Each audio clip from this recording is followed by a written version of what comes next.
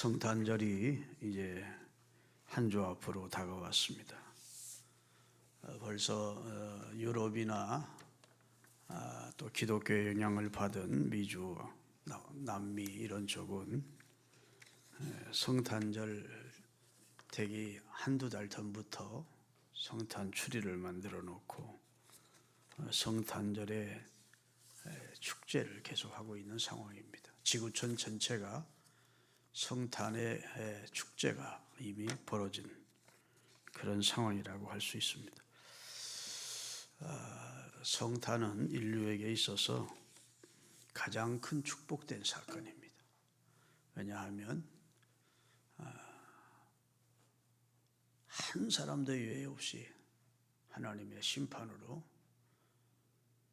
지옥의 형벌을 받을 수밖에 없는, 허물과 죄로 영멸할 수밖에 없는 우리를, 그 지옥의 고통이 얼마나 극심한지 너무너무 뜨거워서 혀끝에 물 한 방울을 떨어뜨려 달라고 강청할 만한 그런 고통에 모든 인류가 다 들어가야 되는데, 하나님께서 그 아들을 통해서 인류의 죄를 속량해 주시려고, 속죄해 주시려고 오신 겁니다. 제가 어제 그저께 우리 교회 잠깐 나오시고 목사님으로 살찌 섬겨 주셨던 윤건웅 목사님이 계세요. 은퇴하시고 목회지가 없기에 우리 교회에 나오셔서 같이 예배 드리십시다 해서 우리 교회 한 1년 넘게 우리 교회에 출석하시면서 제가 공석 중일 때에는 설교도 하시고 하신 목사님인데 지금 연세가 80이 좀 넘으셨습니다. 그런데 엊그저께 전화가 왔어요. 목사님, 나 죽었다 살았어. 그래. 어떻게 된 거예요? 그랬더니 나 대장암 수술을 했는데 죽었다가 살았다. 삼성병원에서 대장암 수술을 했는데 깨어나는 과정에서 주님을 만나는 체험을 했다. 나 그런 체험 안 하고 죽었더라면 일평생 복음 전하는 목사였는데도 주님의 대속의 은혜를 모르고 죽을 뻔했어. 그래요. 그게 무슨 소리예요? 했더니 자기가 수술을 받았는데 수술이 잘못돼서 피가 막 안으로 응고돼가지고 막 사경을 헤매서 삼성병원 그 자신을 치료하던 팀이 다 비상 걸렸었답니다. 그런데 그 3일 동안 하나님이 환상을 보이시는데 혀끝에 얼마나 혀끝이 뜨겁고 막 견딜 수 없는지 온몸이 뜨겁고 혀끝이 특별히 뜨거운데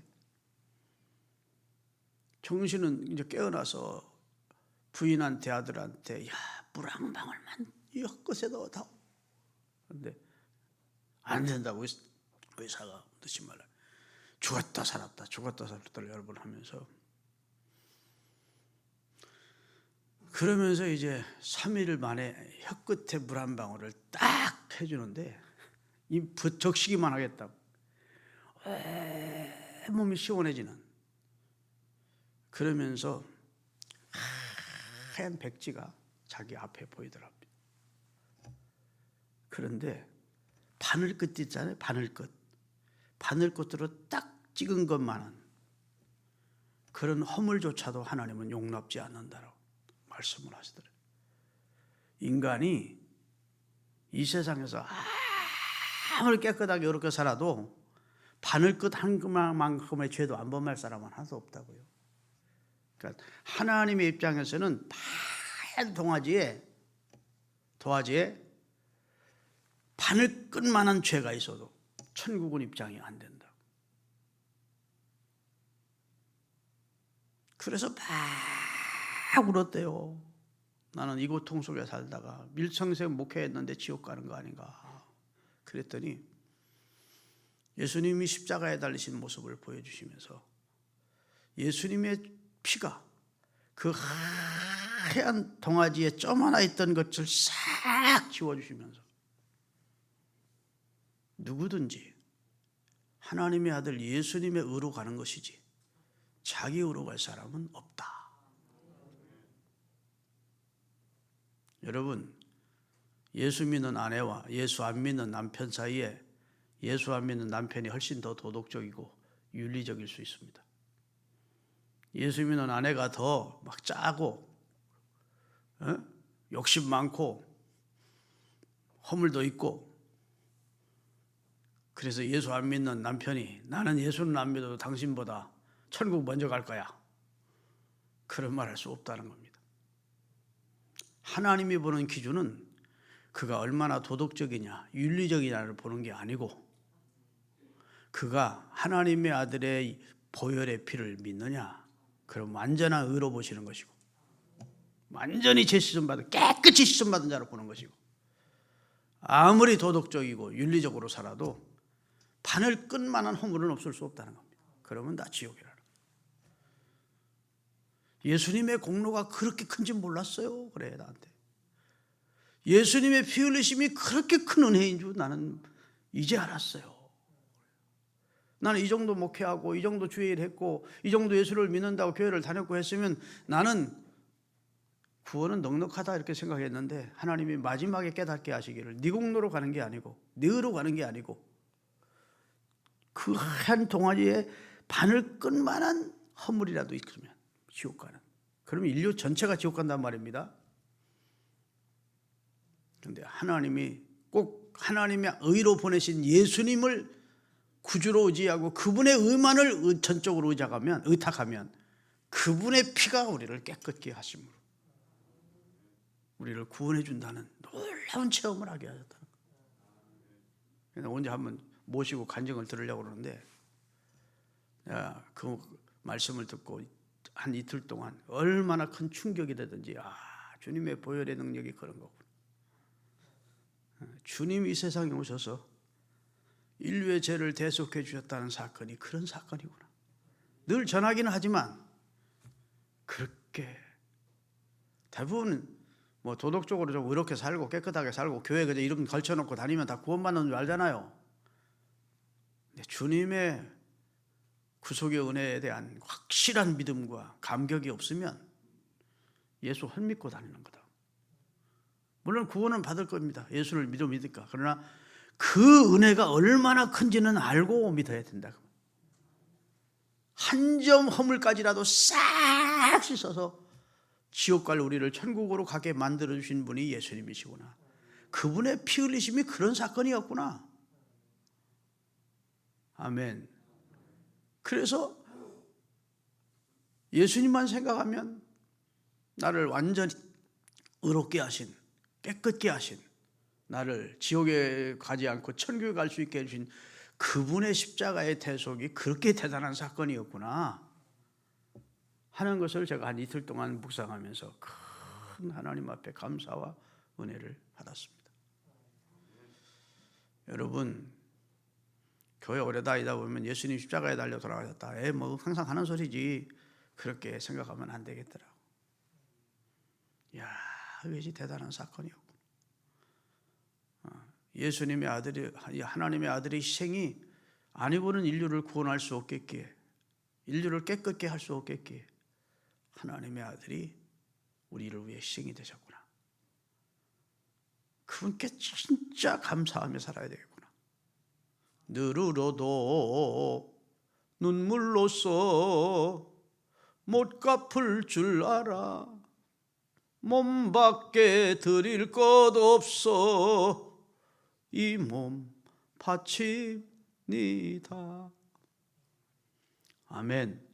그런 감격을 가지고 신앙생활을 해야 되겠구나. 뭐 감사하는 마음 없지 않아 있었던 건 사실이지만 실제적으로 우리 목사님 김건웅 목사님 통해서 그 간증을 듣고 나니까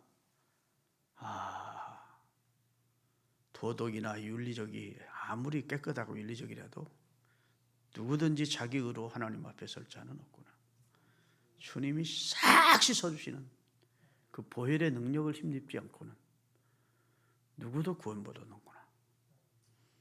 그러면 그렇게 구원 얻은 사람 속에 만입이 되게 있으면 그 입 다 가지고 내 구주 주신 은총을 찬송해야 되고, 할렐루야, 감사하며 살아야 되겠구나.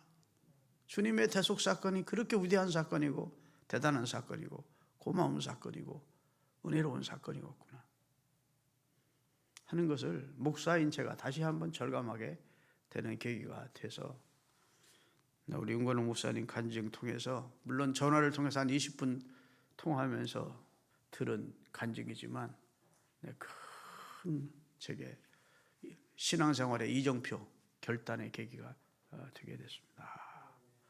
주님을 생각할 때마다 그냥 보통 감사해서는 안 되겠다. 진짜 감사해야 되겠다. 아멘. 중심으로 감사해야 되겠다. 그런 마음이 일더라고요. 오늘 본문은 예수님은 생명이신데 그분은 빛으로 이 세상에 오셨다. 그러므로 예수님은 생명의 빛이다. 그런 말씀을 하고 계신 내용입니다. 인류 역사에 가장 큰 공헌을 한 사람 하나를 꼽으라면 그것은 에디슨이라는 사람을 꼽을 수 있을 겁니다. 인류 문명과 과학의 발전에 토대를 이루어준 자가 에디슨입니다. 에디슨이 전기를 발명했습니다. 그래서 과학의 발전을 통해 온 인류에게 빛을 선물해 준 사람이 에디슨입니다.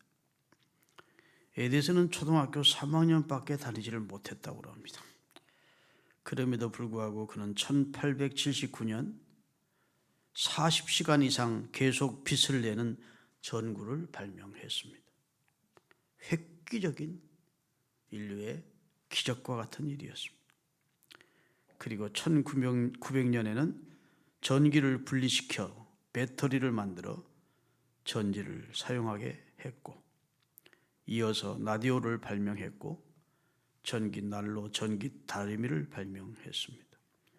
이렇게 발명한 것이 1039가지를 발명했습니다.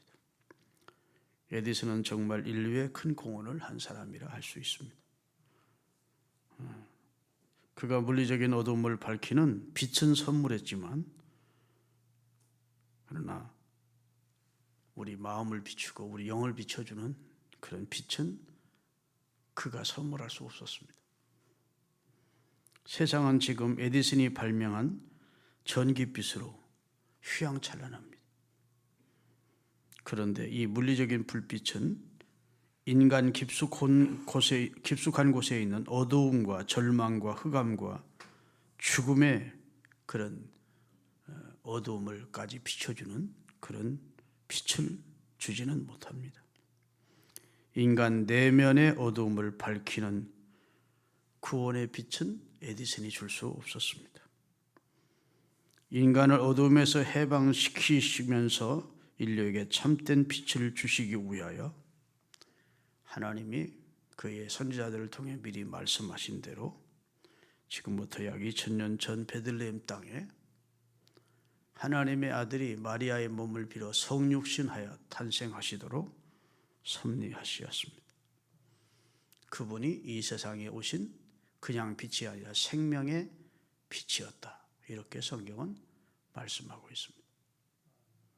다 아멘 하십시오. 자, 요한복음 1장 1절에서 4절까지 읽겠습니다. 1절에 3절 먼저 읽겠습니다. 태초에 말씀이 계시니라. 태초에라는 것은 창세기 1장의 태초와는 좀 다른 그 전 태초를 말합니다. 원래 영원 전부터 말씀이 계셨다. 여기 말씀은 로고스를 말하고 진리가 있었다 그 말입니다. 참도가 있었다. 아멘이신 분이 계셨다. 그런 말입니다. 태초의 말씀, 그분은 하나님과 함께 계셨던 분이고 그분은 곧 하나님이시다. 그래서 하나님은 아멘이신, 하나님의 아들 예수님은 진리이시고 참 빛이시고 말씀이시고 아멘이시고 아멘. 그분은 하나님과 세상을 함께 창조한 창조주시고 그리고 그분은 빛이시다. 그런 말. 만물이 그로 말미암아 지은 바 되었으니 지은 것이 하나도 그가 없이는 된 것이 없느니라. 자, 예수님이 2000년에 태어나셨다고 2000년 전분이 아니고 그분은 태초부터 계신 성삼의 한 분 가운데 그분은 진리이고 말씀이고 창조주시고 이 땅에 현현하신 하나님의 아들 메시아다. 그게 이제 요한의 선언입니다. 4절입니다. 그 안에 무엇가 있어요? 여기서 생명은 여러분과 제가 지금 숨쉬는 이 목숨을 말하는 게 아닙니다. 예수님 안에 있는 생명은 영생의 생명, 생명의 주인이었다는 거예요. 생명을 줄 수도 있고 취할 수도 있는 생명의 주인이신 그분이 생명이 그 안에 있는데 그 생명은 사람들의 빛으로 임하게 된다. 아멘. 그 다음에 오늘 본문을 띄우세요. 9절, 요한복음 1장 9절. 참 빛, 그 세상에 와서 각 사람에게 비추는 빛이 있었나니 그가 세상에 계셨으며, 그렇잖아요. 예수님이 이 세상에 33년 동안 계셨으니까 세상은 그로 말미암아 지은 바 되었는데도 불구하고 그분은 창조자인데도 불구하고 세상 사람들은 그를 알지 못했다. 그가 창조자인지 그분이 빛인지 그분이 하나님의 아들인지 알지 못했다는. 그 다음에 자기 땅에 오매 자기 백성이 영접지를 안 하고, 예수님을 영접하기는 그냥 도리어 배척하고 십자가에 매달아 죽이죠. 그런데도 불구하고 그 당시 영접한 사람, 지금이라도 그분이 구주라고 영접하는 자에게는 하나님의 자녀가 되는 특권을 주신대요. 여러분 예수님을 주로 영접하셨죠? 확실하시죠? 예수님이 여러분과 저를 죄와 사망에서 구원해 주시기 위해서 이 세상에 오신 하나님의 아들이고 나는 그분을 통해서 용서받고 구원받았다는 확신을 갖고 계시죠? 예. 그럼 하나님의 자녀가 되는 권세가 주어진다. 이것이 혈통으로나 육종으로나 사람의 뜻으로 되는 게 아니래요. 내가 믿고 싶어 되는 게 아니고 하나님이 선물이에요. 하나님께로부터 난 자들이 하나님이 하시는 일이래요. 하나님이 여러분과 제게 그런 믿음을 주셨대요. 영접할 수 있도록 예수님을. 분명하게 말합니다. 이건 혈통으로 육종으로 사람의 뜻으로 되는 일이 아니다. 구원은 여호와께로 말미암습니다. 할렐루야. 그렇다면 오늘 여러분이 구원받아도 이 추운 날씨에 하나님의 전에 나와 하나님을 예배하고 예수 그리스도의 성탄을 축하하면서 성탄 연절을 기다리는 입장이 됐다면 하나님께 은혜를 받은 자들입니다. 믿음을 선물로 받은 자들입니다. 구원의 은총을 힘입은 자들이 된 것입니다. 이 사실에 감격해야 합니다. 하나님의 은혜로 이 쓸데없는 자, 왜 구원해 주는지, 왜 구속해 주셨는지 참 이해가 안 된다지요. 이해가 안 되는데 하나님은 하셨어요. 그 사랑과 그 은혜로 우리가 구원을 받은 것입니다. 예수님은 오늘 본문 내용이 이런 내용입니다. 예수님은 말씀이시다. 예수님은 진리시다. 로고스이시다. 예수님은 참이시다. 그런 말입니다. 두 번째, 예수님은 하나님이시다. 하나님 삼위 가운데 한 분이신 하나님이시다. 그 다음에 세 번째, 예수님은 생명이시다. 이런 말씀을 하고 계십니다. 성경에도 요한 1서에 보면 따라합시다. 아들이 있는 자에게는 생명이 있고 하나님의 아들이 없는 자에게는 생명이 없느니라. 아무리 대단한 성공을 했다 해도 하나님의 아들을 마음에 영접하지 않으면 생명 없는 자고, 하나님의 아들이 있는 자는 생명을 얻은 자라고. 여기서 말하는 생명은 아까 얘기한 대로 영생의 생명입니다. 그래서 우리가 찬송할 때 예수 안에 뭐가 있네? 생명이 있네. 그 다음에 그분이 빛이 되시네. 그래서 빛이 되시네. 예수님은 자신을 나는 길이고 진리고 생명이란다. 나를 통하지 않고는 아버지께로 올 자가 없어. 예수님이 괜히 우쭐거리고 과시안이라고 과장된 말씀을 한 게 아니고 사실이거든요. 나를 통해서만 아버지께로 갈 수 있다. 아까 지금 윤건웅 목사님 체험한 것이 있잖아요. 누구도 한 점의 흠이라도 있으면 천국에 갈 수 없는데, 그런 사람은 하나도 없는데, 그러면 천국은 다 누구도 입성할 수 없는데, 천국을 비워둘 수 없는 하나님이, 우리를 사랑하시는 하나님이 우리 죄를 아주 맑게 씻어주시려고 당신의 아들의 보혈로 우리 죄를 처리해 주신 거거든요. 우리가 그런 은혜를 입었다고요. 정말로 감사해야지. 정말로 감사해야지. 영생의 생명을 얻었으니. 할렐루야. 그리고 성경 오늘 본문은 예수님은 빛이시다 이런 말. 자, 예수님은 진리다. 예수님은 하나님이시다. 예수님은 생명이시다. 예수님은 빛이시다. 이렇게 말씀하고 있습니다. 빛이라는 단어가 4절과 5절과 7절과 8절에 나오는데 9절까지 나오는데 도합 7번이 빛이라는 말씀이 나옵니다. 예수님이 빛이라는 사실을 성경은 강력하게 말씀하고 있어요. 우리가 조금 전에 찬송했죠. 온 세상이 캄캄하여서 참 빛이 없었더니, 이 세상이 깜깜한데 영적으로 참 빛이 없었대요. 그 빛나는 영광 나타나 온 세상 빛이었네. 아멘. 예수님이, 그래서 예수님 오신 날은 막 성탄에 트리를 달고 빛을 내는 겁니다. 동방 박사들이 빛이 나는 별을 보면서 따라오게 하신 겁니다. 빛으로 이 세상에 오신 분이라고요. 영광 영광의 주, 영광 영광의 주, 밝은 그 빛 누구에게? 내게 빛이었네. 우울하던 내 심령, 절망적이던 내 심령, 죄 가운데 있던 내 심령, 어두웠던 내 심령에 예수님이 비춰오셨다. 빛으로. 영광 영광의 주, 영광 영광의 주, 이 세상의 빛은, 거기 다음에 중요한 것이 오직입니다. 다른 이는 없다는 거예요. 오직 주 예수님. 이 세상의 빛은 오직 주 예수님밖에 없습니다. 할렐루야.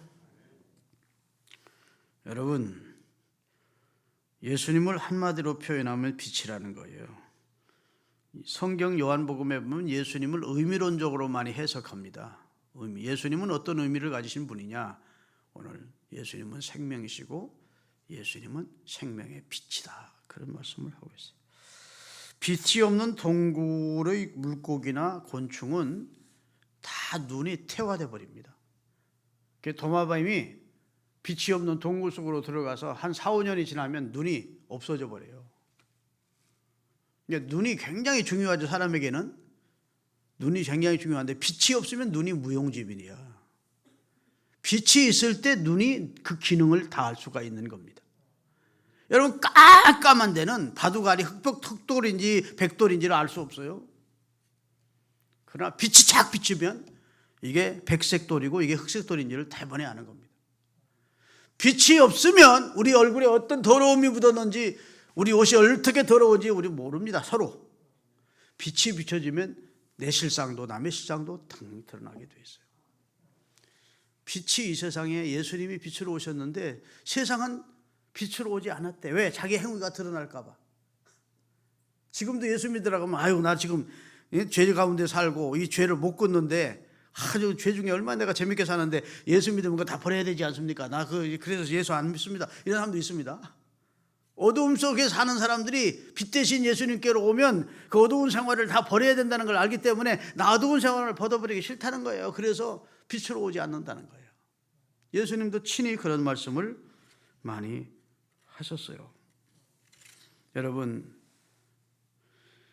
우리의 눈을 주님께서 빛으로 오셔서 우리 눈을 열어주셔서 보게 하시고, 하나님을 보게 하시고 죄를 보게 하시고 우리 실상의 참담함을 보게 하시고 그래서 회개하게 하시고 예수님이 구주 되심을 보게 하시어 예수님을 주로 믿게 하시고 할렐루야.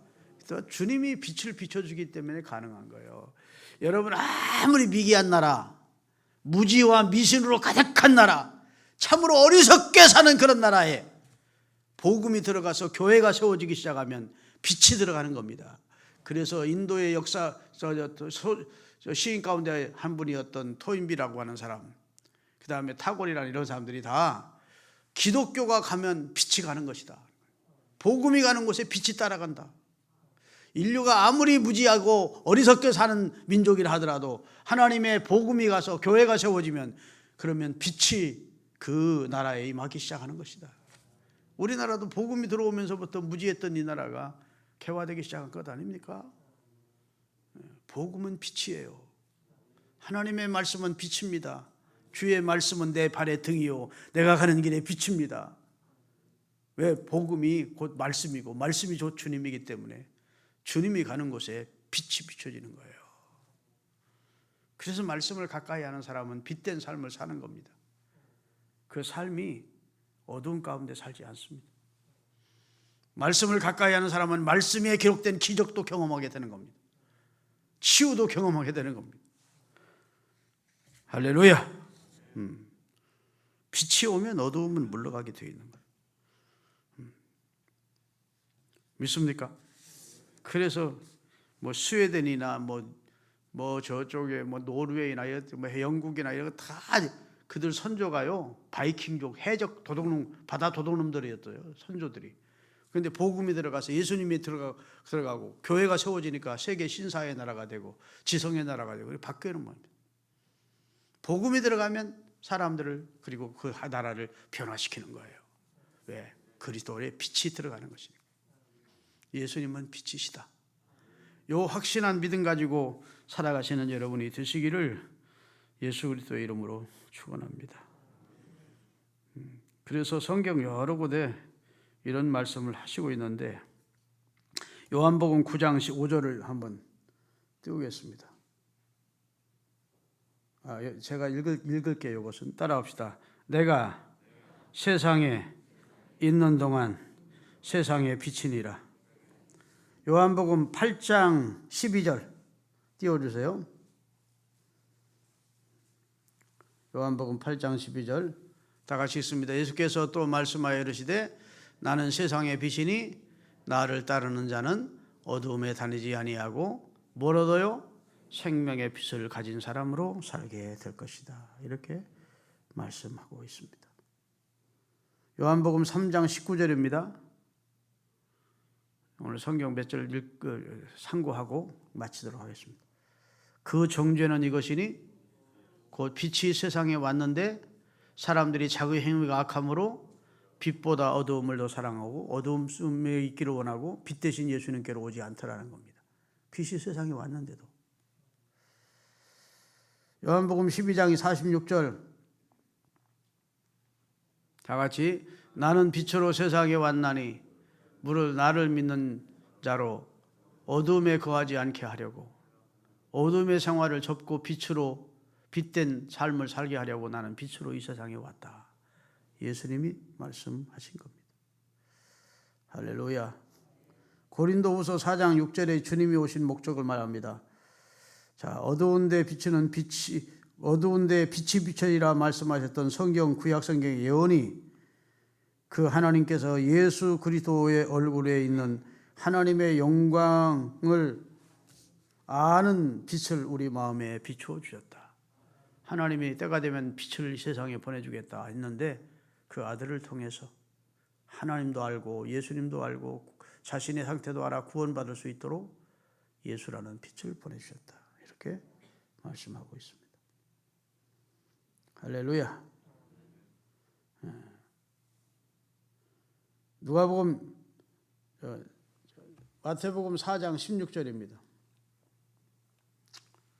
다 같이 이제 예수님의 하나님이 구약에 예언한 예언이 어떻게 이루어진지를 설명하는 겁니다. 흑암에 앉은 백성, 어두운 가운데 앉은 백성이 큰 빛을 보았고 사망의 땅과 그늘에 앉은 자들이 빛이 빛이었도다 한 성경이 이루어진 것이다. 예수님 오신 사건은 사망과 어둠에 앉아있던 우리를 하나님이 빛으로, 빛 대신 예수님을 보내주시겠다고 하셨던 성경 예언이 이루어지게 된 것이라는 겁니다. 자, 그러면 사울이 바울 될 때에도 무엇을 보고 꼬꾸라집니까? 하늘에서 내려비치는 강력한 빛을 보고 예수 믿는 사람 잡으러 가던 사울이 꼬꾸라집니다. 그리고 주의 음성을 듣습니다. 나중에 그가 신실한 그리스도인이 되어 사도로서 주의 복음을 전하는 자가 된 다음에 무리들 앞에서 설교하는 내용이 나옵니다. 자기를 간증하는 내용이 나오는데 그 내용을 좀 읽겠습니다. 사도행전 26장 13절에서 18절까지 다 같이 읽겠습니다. 왕이여, 정오가 되어 길에서 보니 하늘로부터 해보다 더 밝은 빛이 나와 내 동행들을 둘러 비추었습니다. 우리가 다 땅에 엎드러짐에 내가 소리를 들으니 히브리 말로 이르되 사울아 사울아 내가 어찌하여 나를 박해하느냐? 가시채를 뒷발질하기가 내게 고생이니라. 내가 대답하되 주님 누구십니까? 주께서 이르시되 나는 내가 박해하는 예수라. 일어나 너의 발로 서라. 내가 내게 나타난 것은 곧 내가 나를 본 일과 장차 내가 내게 나타날 일에 너로 무엇과 종과 증인을 삼으려 함이니 이스라엘과 이방인들에게서 내가 너를 구원하여 그들에게 보내어, 그 다음 절이 중요합니다. 그 눈을 뜨게 해주고. 자, 내가 너를 사도로 세운 이유는 어두움 속에 눈이 감겨져 있는 사람들의 눈을 뜨게 해서 어두움에서 빛으로 사단의 권세에서 하나님께로 돌아오게 하는 일을 위하여 너를 사용하겠다. 복음을 믿는 것은 어두움에서 빛으로 오는 것이고, 할렐루야, 죄의 권세에서 하나님의 품 안으로 들어오는 것이에요. 그래서 하나님은 창조할 때에도, 천지를 창조할 때에도 태초에 말씀이 계시니라, 이 말씀이 하나님과 함께 계셨으니, 어떻게 시작되죠? 태초에 하나님이 천지를 창조하시니라. 그 다음에 땅이 혼돈하고 그 다음에 어떻게 해요? 깜깜함이 깊음 위에 있고 하나님의 영은 수면에 운행했었다. 그런데 하나님이 이르시되 빛이 있어라 하시면서 창조 역사도 시작됐다. 저와 여러분에도 우리 심령도요, 이게 소우주야, 작은 우주인데 예수 믿기 전에는 우리 심령이 혼돈해요. 공허해요. 흑암이 깊음 위에 있어요. 어두워. 그런데 예수 그리스도의 복음을 듣는 순간 빛이 있으라면서 내 심령이 재창조가 되는 겁니다. 천지가 창조될 때처럼 우리 소우주인 우리 심령도 공허하고 혼돈하고 흑암 속에 있을 때 주님이 말씀이 빛에 비춰지면 우리가 새로운 창조가 이루어진다. 여러분과 저는 새로 창조로 지음받은 하나님의 사람임을 믿으시기 바랍니다. 자, 빛으로 오신 주님, 그분은 생명의 빛이다. 그분은 말씀이시다. 진리이시다. 하나님이시다.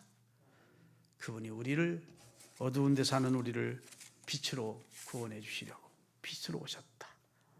이 사실을 믿으면서 빛을 받은 사람답게 사시기를 바랍니다. 성경의 에베소서에 보면 빛의 열매는 모든 착함과 진실함과 의로움에 있다 했으니까 빛의 열매를 맺으며 삽시다.